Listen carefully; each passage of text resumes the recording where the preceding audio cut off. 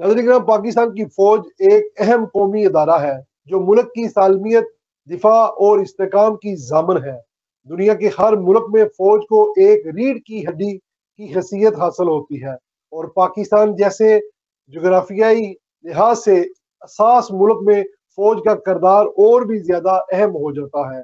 आज कुछ अनासर फौज के खिलाफ नारेबाजी कर रहे हैं। हमें जज्बात से बालातर होकर हकायक को देखना होगा कि हमें पाकिस्तान के बाद से फौज ने मुल्क के दफा में अहम किरदार अदा किया है। 1948, 1965 और 1971 की जंगें, कारगिल की लड़ाई और दहशत गर्दों के खिलाफ जंग में हमारी फौज ने बेशुमार कुर्बानियां दी हैं। खासतौर पर 2001 के बाद फौज ने दहशत गर्दों के खिलाफ जो जंगें लड़ी हैं, इसकी बदौलत आज पाकिस्तान में अमन कायम है।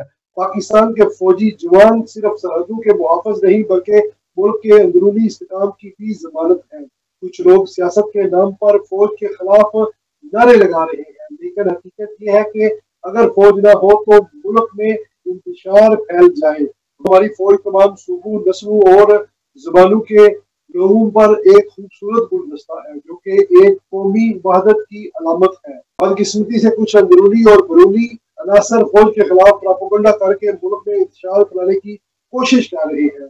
दुश्मन खूब से नहीं चाहती कि पाकिस्तान एक मजबूत मुल्क बने, इसीलिए सोशल मीडिया पर और दीगर हथकंडे इस्तेमाल करके फौज के खिलाफ बेनिया बनाया जा रहा है।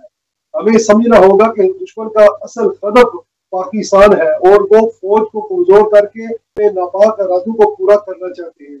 पाकिस्तान की फौज हमारे मुल्क का फख्र है और हमें इस इदारे को मजबूत करना चाहिए, न कि कमजोर। तनकीद अगर अमीरी हो तो बेहतर है, लेकिन बेबुनियाद इल्जामात और नारेबाजी सिर्फ दुश्मन के हाथ मजबूत करना है।